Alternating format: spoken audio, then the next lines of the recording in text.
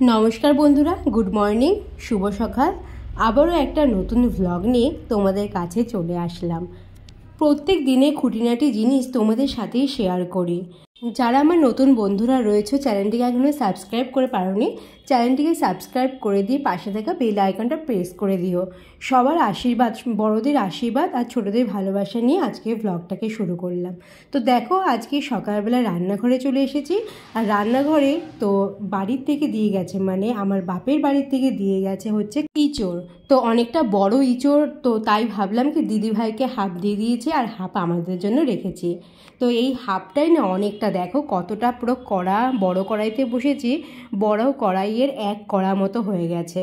তো বাবাকে বললাম তাহলে একটু চিংড়ি নিয়ে আসো, তো আজকে করবো যে ইঁচড় চিংড়ি। লোকে একটু দেরি করেই যাবে। প্রান্তিকা দেখো 10টা 10 বাজে, এখন পুরো রেডি হয়ে গেছে। হাই প্রান্তিকা।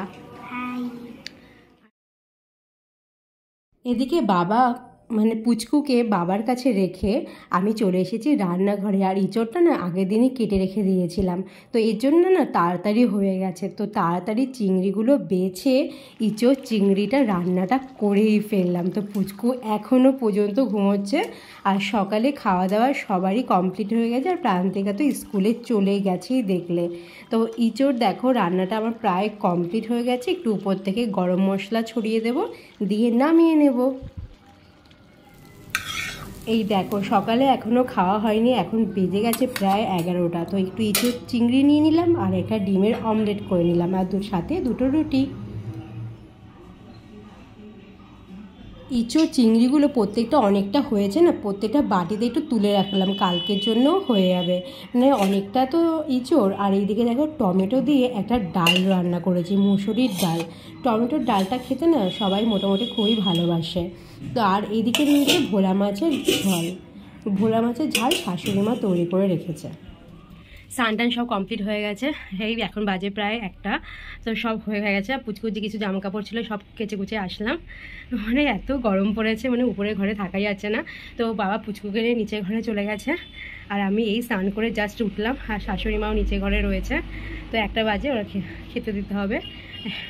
মানে হাঁপিয়ে নিচে গেছিলাম, নিচে পুচকুকে দেখে রেখে এসে সব জামা কাপড় নিচে মেলে দিয়ে আসলাম।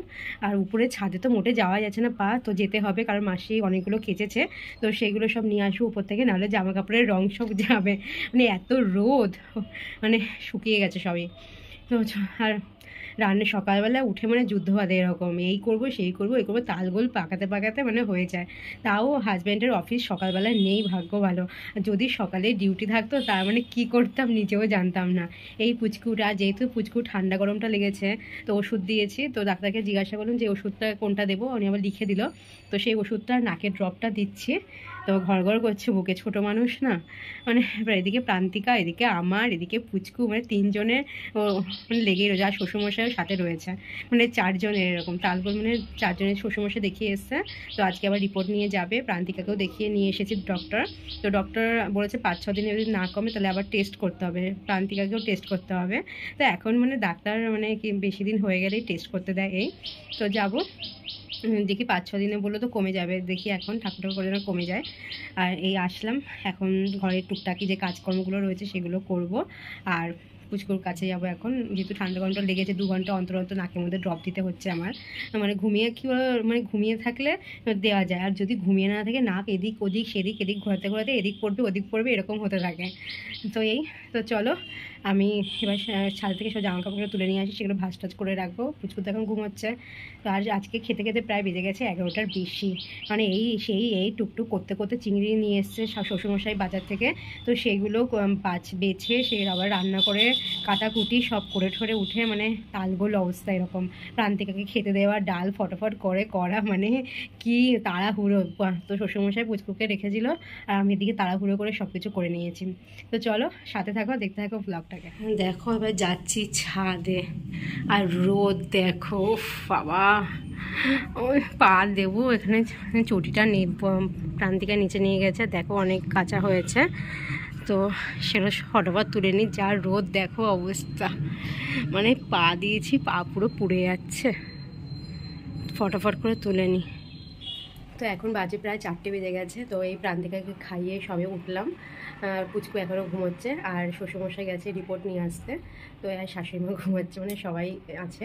তো এই তো সব মোটামুটি সব কাজবাজ সব কমপ্লিট মোটামুটি হয়ে গেছে। তো অনেকক্ষণ আগেই হয়ে গেছে সেগুলো।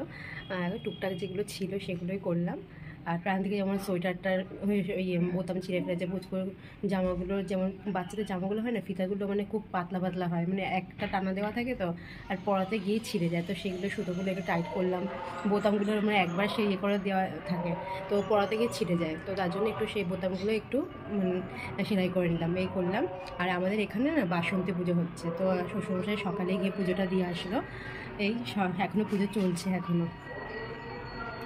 তো সব মোটামুটি কমপ্লিট হয়ে গেছে। তো এখন পুচকুর কাছে যাবো, আর প্রান্তিকাকে একটু ঘুম পাড়াবো। তো হাজব্যান্ড একটু পরেই চলে আসবে। তো চলো আজকের ব্লগটা এখানেই শেষ করলাম। তোমাদের সাথে দেখা হবে আবার নেক্সট ব্লগে। সবাই ভালো থেকো, সুস্থ থেকো, টাটা।